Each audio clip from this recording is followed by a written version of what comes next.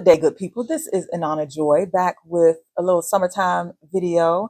I know it's been a minute and I have missed y'all, but it's been crazy out here. It's been crazy out here and it's been crazy in here. I have been busy working, just trying to take care of a few creative projects for my business and, working my day job and teaching two teenagers how to drive. If anybody out there knows just how fun and intriguing of an experience that can be. So we got quite a bit going on. And as you can see, if anybody noticed in my previous videos, I'm sitting here holding on to this little microphone, trying to make sure that it doesn't do all that crackling and popping every time that I move. Because I noticed then, y'all were very gracious and you didn't complain about the sound in my last few videos. But, I'm trying to get that under control. So just be a little patient with me, if you will. Matter of fact, before I get too comfortable, let me grab a little pillow real quick so that I can make sure I don't have to do too much more moving around once I get going. I think that's gonna be all right. I decided to jump on in here today because I got a video request from one of my lovely viewers asking me to talk about what it means when someone tells you, "I'm an asshole."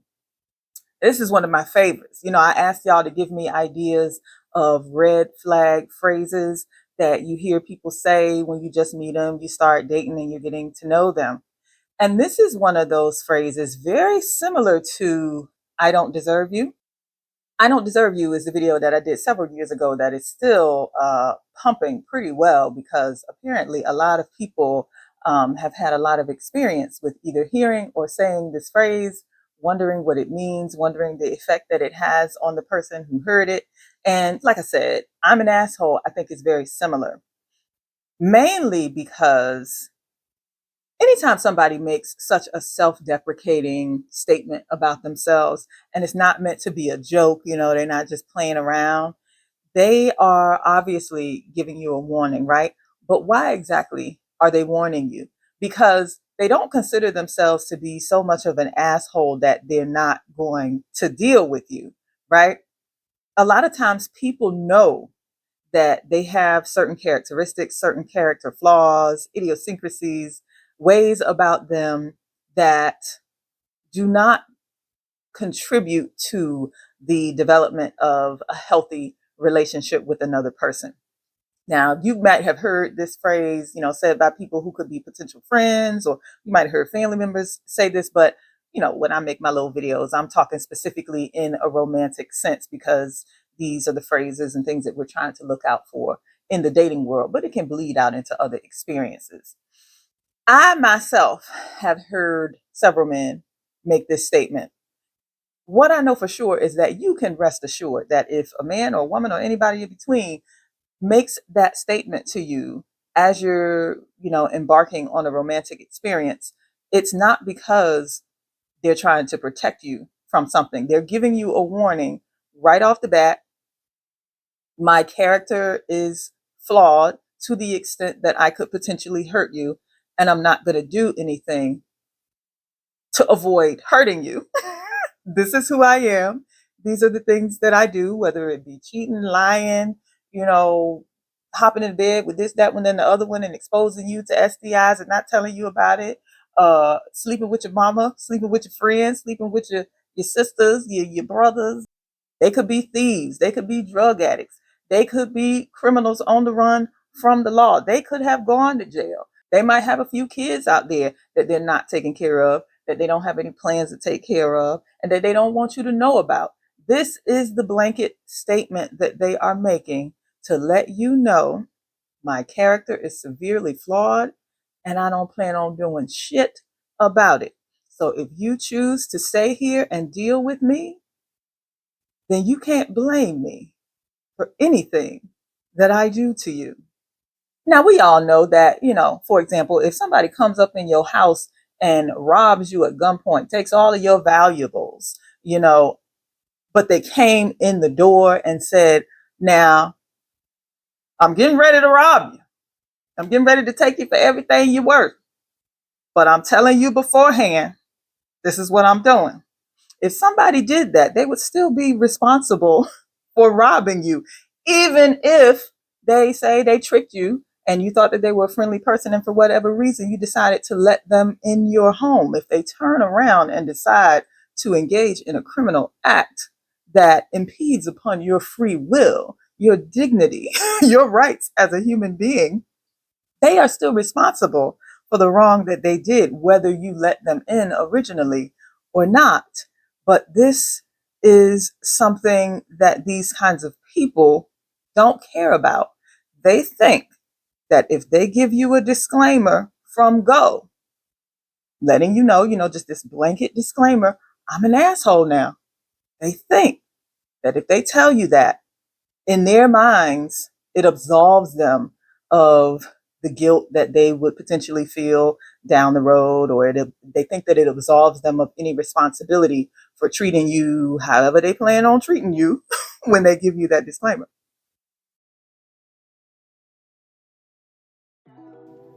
I really don't know what it is. I don't know if there is truth serum in my perfume or what, but I seem to have one of those faces, one of those experiences of life where oftentimes people will come up to me and just want to lay it all out on the line. They want to lay everything out on the table.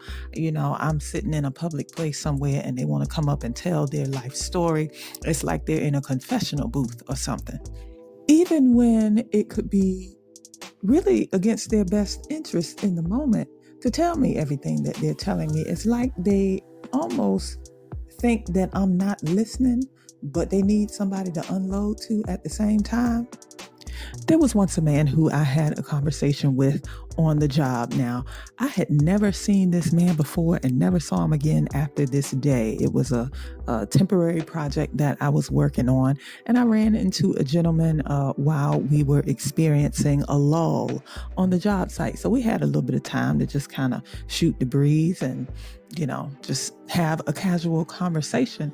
And somehow the conversation very quickly veered off into him just giving me his life story, telling me about all of the ups and downs that he had had in his relationship. Now, because I was a captive audience, I didn't leave the scene. I just kind of stayed there and tuned him out a little bit. But from what I could hear, as he droned on and on, he was talking about one relationship that he was in that ended. Then he moved in with another woman, and he wanted me to know that even though he moved into her house, he was helping to pay most of the bills. And he's trying to paint this picture of himself as trying to do right, but getting into a lot of wrong in the midst. There was cheating, there was beating at some point. I think he seemed to kind of allude to that. And then at some point, he mentioned that this woman had some children that were not his, and that the young lady was concerned about, him being around, didn't like him, typical stepdad, stepkid stuff, and started complaining, in his words, lying on him, saying that he was being inappropriate with her.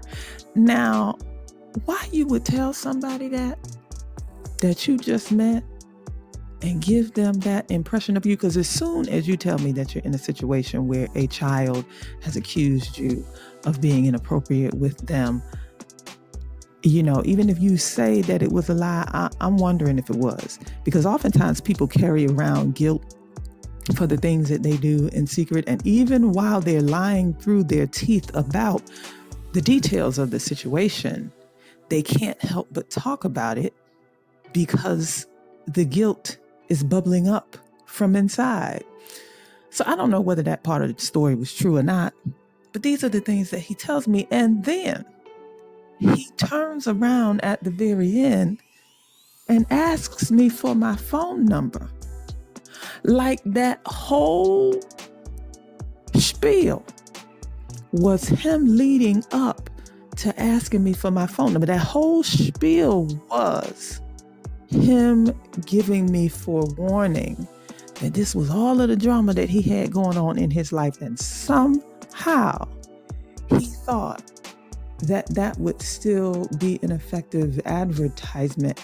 And as an aside, I just had to just sit in awe of the audacity, of the nerve, of, just the cojones, the gumption of a person to lay all that bullshit out on the table and still think that they would come across as an attractive enough candidate for someone to want to be romantically involved with them. I am in awe daily at the audacity of men. Y'all are some incredible creatures. I got to say it. And women are too, but I mostly deal with men. So I get a lot of entertainment. I just had to, interject that as an aside, because these are the things that people will often do. And they think that giving you the warning ahead of time should help to cancel out whatever they do to you in the future. Now, keep in mind, when people make these confessionals to you like this as a part of, shooting a shot, they are typically not giving you the truth, the whole truth, and nothing but the truth, so help them God, because that would probably take way too long and that would be too risky. They're giving you the truth, enough of the truth to come across as a somewhat honest person to, cause you to let your defenses down enough to let them in. But I'll be thinking about it. Dating is a numbers game. It's like a hunt. And people, when animals, when individuals are hunting, they typically try to go for the easiest prey. They try to expend the least energy so that they can maximize the hunt. And, if the hunt has got to last for a while, they got to be able to conserve their resources, their energy, right? So I think that this is the reason why a lot of people go for this low-hanging fruit, why they do these things that seem so base and ridiculous. It's working somewhere. This kind of behavior is working for these men. And, there are a lot of people out there who value a certain amount of honesty to that extent. They don't really think this particular method all the way through and the reasons behind why a person is doing it. They just see on the surface, oh, this person is being honest about these really raggedy and bad situations in their life. I'm not saying people should hide stuff. I'm saying this methodology doesn't really pan out as a solid, honest, altruistic way of letting somebody know who you are, because the intent is not to be honest for honesty's sake. The idea is to give enough of the illusion of honesty that it causes a person to let their guard down. But it's you better believe that that's just the tip of the iceberg. It's a whole glacier under the water that they not telling you about, and that they might go to great lengths to keep under wraps. Now, back to what I was saying about this numbers game. Now, a lot of these people out here, men, in particular that I'm used to, they play this numbers game, and apparently it must be working on somebody if this is their habit, if this is how they move throughout the world. So I'm thinking maybe I should start shooting my shot with a disclaimer. Let's play a little game. Shoot your shot with a disclaimer. Leave it in the comments, or, give me a video response, however you want to do it. If you had to shoot your shot with a standard boilerplate disclaimer, what would it be? For me, it might be something like, hey, what's up? My name is Joy, blah, blah, blah. I'm telling my story. I got student loans. I'm a divorcee. I got 2 teenagers. I'm perimenopausal. And I pulled a gun on the last man that I was in a long-term relationship with. How about it, player? Take a chance. I've heard guys say, I'm an asshole, I'm a jerk, I'm not a good person. And I learned to immediately recognize those kinds of statements as red flags. Now, I don't date women. Plenty of y'all out there do. Y'all could give me some examples of the things that you've heard women say. Now, my friends, I don't keep assholes and jerks as friends, or at least I try not to. So these are not the kinds of statements and manifestations that my close friends go around making about themselves. But I have, overheard or had conversations with acquaintances, run across people out in public who speak of themselves that way, male, female, non-binary, all kinds of people speak of themselves this way. I've heard women, for example, obviously call themselves bitches, which sometimes can just be, a little fun thing that women do. But sometimes when people make these statements about themselves, it's because they recognize that there is something lacking in their character that they don't plan to do anything about. So they're giving you the warning right off the bat that it's about to be some bullshit. So then the question becomes, what you want to do about it, right? Sometimes we might not be in it for a long time. We might just be in it for a good time.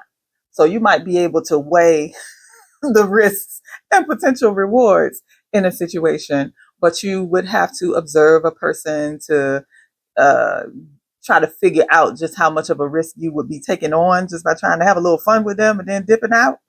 you know Sometimes that's cool. Sometimes a person is not necessarily, they're not going to be an axe murderer or engage in nothing too crazy that would really hurt you too bad. They're just um, letting you know that they're not to be taken seriously.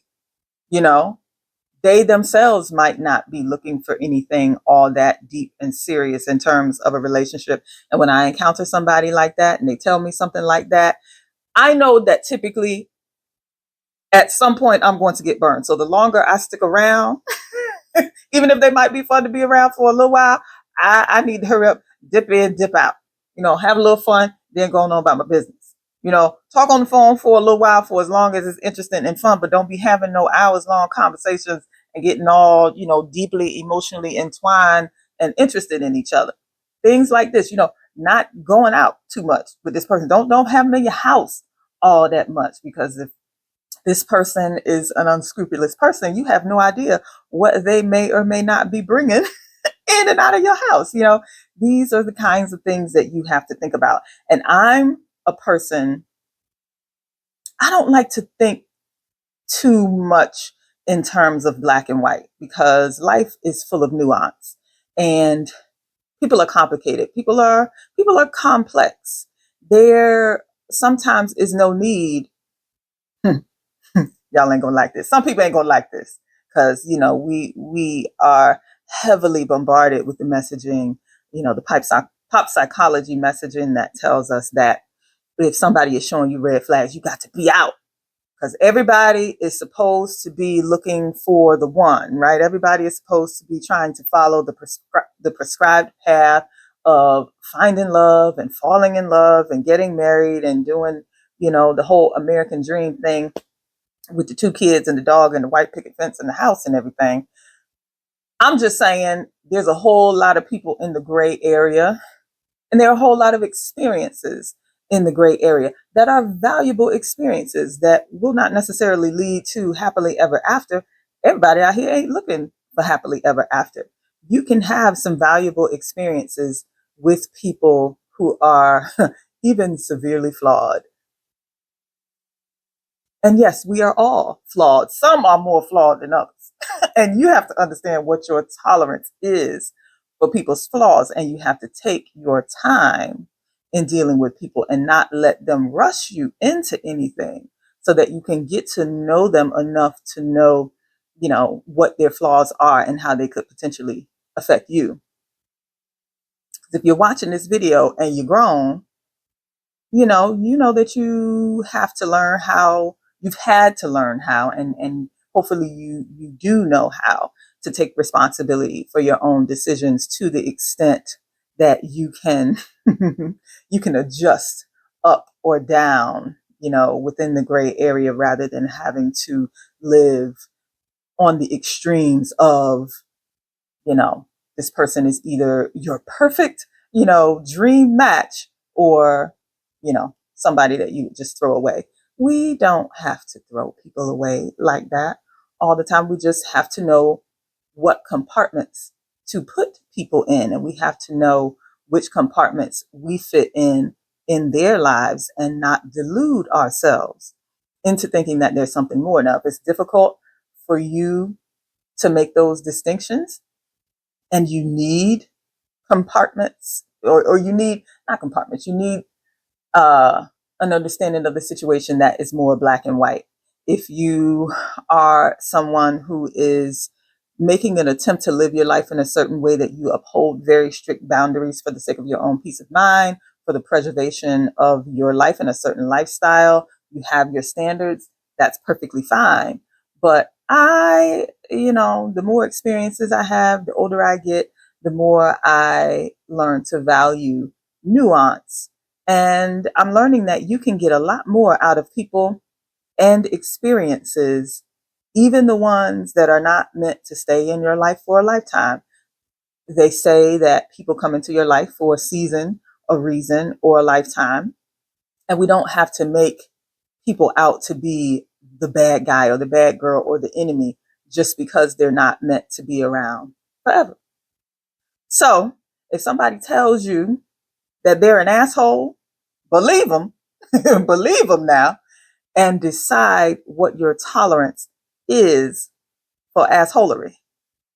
And if you can't stand no assholery, you ain't got a whole lot of patience like me, I got a low BS tolerance, go on about your business. But if you value that person, you value some particular thing that they bring into your life, keep them in that part of your life and don't let them bleed into any other spot. And make sure they stay where you put them now. Because assholes like to move around. They like to sprawl. They like to spread out. They like to come over to your house and lay out on the couch and lay out on the bed and be all over the place and be all in the refrigerator and go up in the bathroom and use the toilet and take a shower and leave the towel on the floor and stuff all over the place. That's what assholes like to do. They like to be everywhere they ain't supposed to be and more. So you are going to have to maintain strict boundaries if you decide to keep an asshole in your life and you don't want to get jacked. Ladies, I'm telling you right now that if you can learn to just sit back, relax, and listen to what the gentlemen are saying at times, they will often tell you exactly what you need to know and all of the warnings and disclaimers that you need about them from the get-go. That was another situation I found myself in a few years ago, shortly after I decided to leave my marriage. I went out of town to meet up with a friend who I had known for, oh my God, I guess that was about 15 years we had known each other. We weren't super close friends, but, we were well acquainted and talked from time to time. So I took a nice little trip. It was a way for me to decompress after my ex and I split, and I had moved into a new place and was just settling into my new life and needed a little, few days getaway. So met up with this friend. We had a great time. We weren't dating or anything. He was certainly an attractive gentleman, and I did get the sense that there might have been some hope or some expectation on his part that something might have went down between us that weekend, but that was not the headspace that I was in. I did find him attractive, but it wasn't something that I was interested in rushing into, since I had just left my marriage and I was just kind of going through my downtime.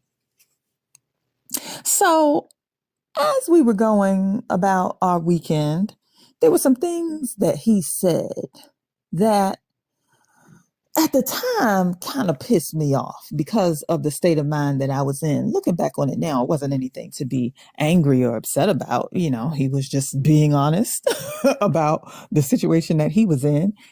He made some statements throughout the weekend that gave me a really good idea of how he moves, in the world, particularly in his friendships and his relationships with women. At the time, he was preparing to go on a trip around the world, pretty much sort of like a sabbatical, a study, part professional, part research type deal around the world. And so he had given up his apartment and he was staying with a friend until it was time for him to fly out to his first destination. Now, this young lady, apparently, from what he told me, was in love with him, you know, or very, very smitten with him, was interested in having a relationship with him. And he knew this, but he had given her the disclaimer that he was not interested in anything serious. Now, he had no problem with living in her house, excuse me, benefiting from all of the domestic services that she eagerly provided for him. And obviously he enjoyed sleeping with her, you know, having sex with her during that time. He was more than willing to soak up all of the benefits that she provided during that time. And she was more than willing to offer them, knowing that he was not interested in a long-term relationship or any kind of serious relationship with her, which is what she was hoping for. Whatever, you know, that was the situation they had going on. But what that indicated to me was that, okay, this is how he moves. He's, you know, one of these people who will take full advantage of a situation and of a person, and he will give the disclaimer up front, just, you know, as a way of blanketing it and trying to absolve himself of whatever responsibility he might have for potentially leading a person on, or at least initiating, or stoking, encouraging, being a very willing participant in a situation that could get very messy.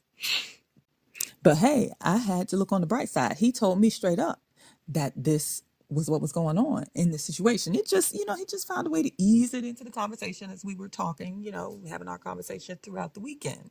And he also mentioned to me that there was another young lady who he had recently dated, or, you know, was romantically involved with on some level, who had recently left behind a marriage. I believe it was a marriage or a long-term relationship. And so I started to recognize that, okay, maybe there's a pattern that he's got going on here, because he seemed very excited and, you know, just telling me about how fun it was to be involved with this woman, because she was just kind of letting her hair down and leaving behind this, you know, heavy situation that she had been in with her marriage. I got the sense that he got a kick out of becoming romantically involved with women who he thought were in a vulnerable state of mind.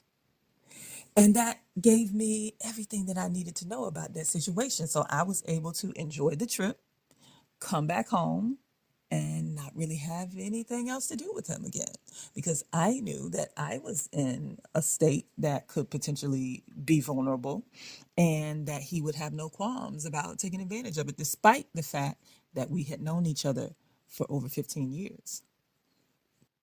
Thank goodness for the disclaimer.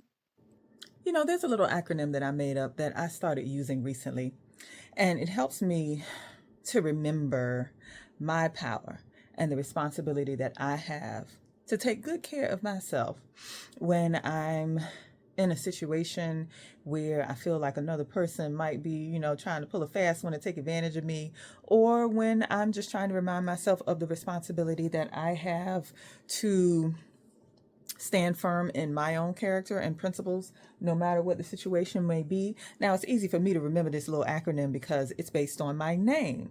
Well, you know, my name is Joy.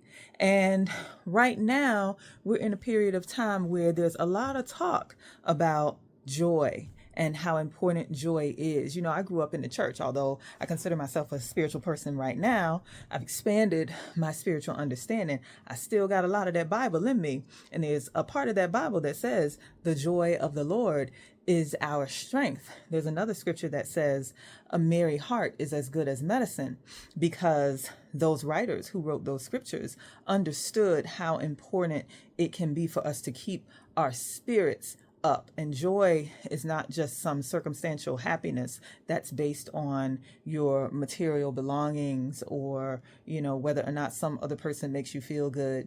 It's not dependent on some outside circumstance. It's something that you cultivate within, that's based in gratitude and your resilience and your ability to move through life with a certain steady mindedness no matter what's going on.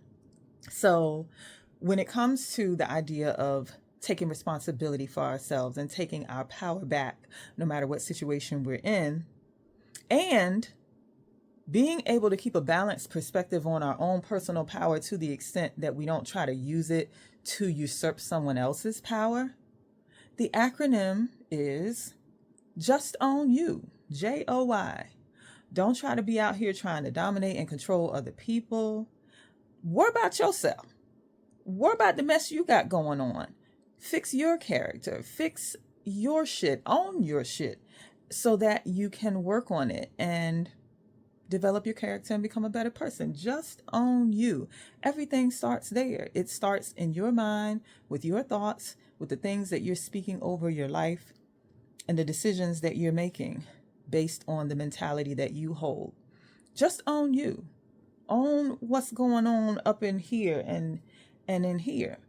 And then from there, you work on developing your character, developing your life, and the good that you build up, the growth that you enjoy will begin to show in the outside experiences that you have. This is Inanna Joy, sharing a few of the things that I've learned and some things that I'm still learning with you. Thanks for jumping in the joy well with me, where we examine what it means to grow and to live and love through life's joy, pain, sunshine, or rain. In the joy well, you will follow your bliss to your purpose. You will align with your joy and live well. See you soon.